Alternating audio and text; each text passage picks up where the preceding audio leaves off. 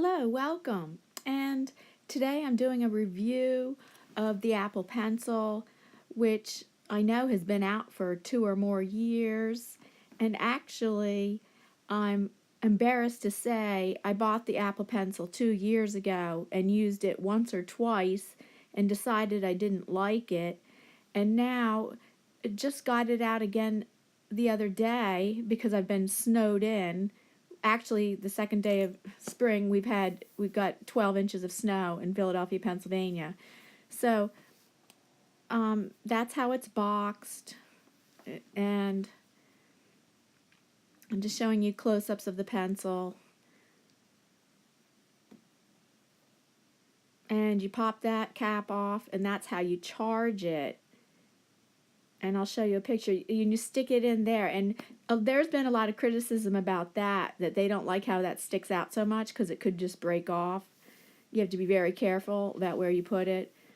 So here I've set up a grid, and I'm going to talk about the difference between using the finger, which I have been using my finger forever. I've been doing iPad art for about 5 years, and only used the Apple Pencil and never used any stylus, and now just used the Apple Pencil 2 times in the past, and now I like it, and I'm probably going to use it all the time now, which is funny. So here in the first box, I divided up that first box, and I showed that with the Apple, it was my finger on the left side, but on the right side, it's without having to use the levers on the left for opacity or point size, just because the Apple Pencil is particularly pressure sensitive.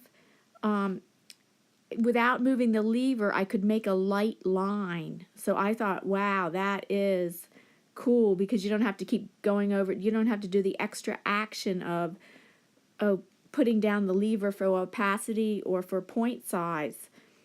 It's just through the pressure sensitivity of the pencil that you can make the light lines or the darker lines. So there in that second box, again, I divided it up, and the the left side of the box is my finger, where it's dictated by the setting that I have on the lever for the opacity, the level of opacity. But on the right of that second box, you could see with the pencil, if I just pressed lightly, I could make a light line without having to go to the extra action of moving up or down the lever on the left for opacity or for point size. Now in this third box, while I was talking, you could probably see which tool I picked. And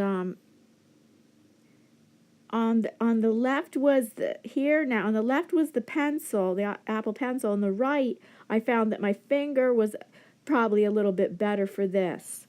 That with just touching it, I could get it darker or lighter. Whereas with the pencil, it was only, I could only get one shade. And where here with because there is some pressure sensitivity with the finger also. So I found that with that in that third box, that the finger actually worked better for that particular paintbrush or tool. Now in the fourth box, again, on the right now, what's going on is I'm using my finger, and actually could make that darker much easier through the pressure sensitivity of my finger, actually, for that particular tool. For lines, I find the pencil is better.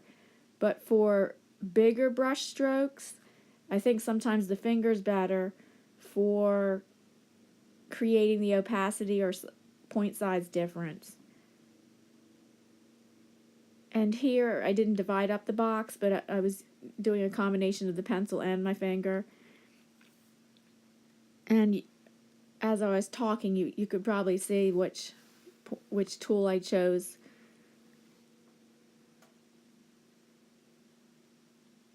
And in this box, let's see, I wonder if the tools are showing that I'm choosing.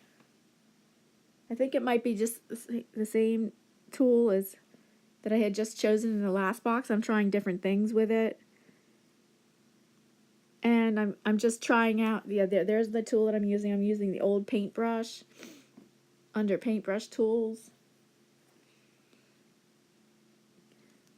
And I was just testing out the how the pressure sensitivity works with the pencil, with that particular tool, with that particular paintbrush style. I found that with these bigger paintbrush sizes, paintbrush styles, the finger or the Apple Pencil work just as good. Okay, that's the airbrush tool.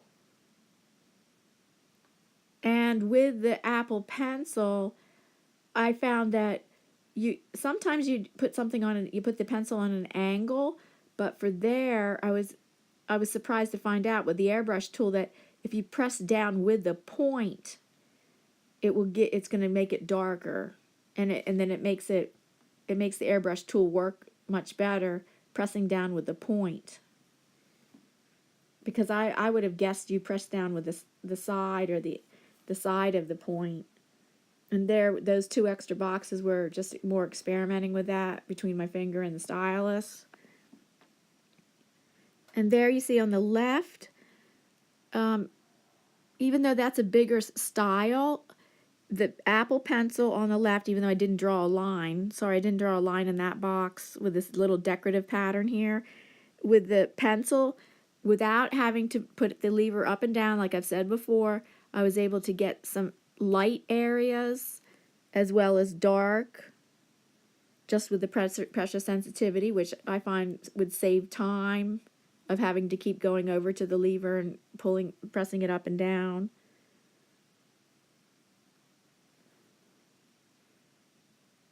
And then I'm just trying it out a few more times, back and forth. And then that light one was I started with the pencil. And as you can see, that is light right there for that little decorative pattern in the third box over. But you can see over to the left, the lever isn't right in the middle. And that kind of lightness you would get that with high transparency. And here the lever's right in the middle.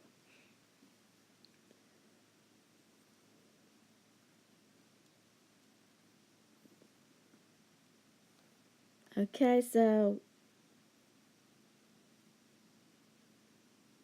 I believe I'm using some kind of paintbrush tool.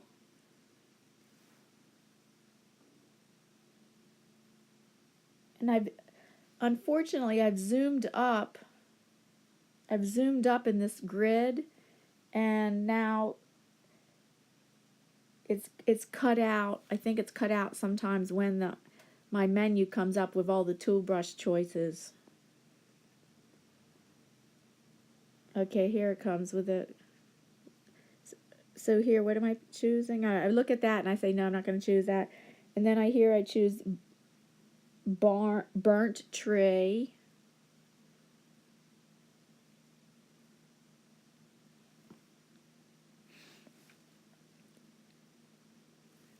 And again, I find out that you don't use the angle of the pencil, you actually press down with the point. And there, that's using my finger on the right. So even though the lever was not changed for opacity, you could see how light I could get on the left with the Apple Pencil, and on the right, using my finger could get darkness much easier. So that's interesting. You can get lightness much easier with the Apple Pencil, and then darkness much easier with these bigger paintbrush styles. And now I'm looking through that one and not going to choose one. I'm going to go to the next one. I'm going in order down the menu of all the different tools, but I'm not picking each one. I'm looking in each category and just deciding on one or two or even zero that I might use for each category. That's the hair tool. It's under touch-up categories, the touch-ups category.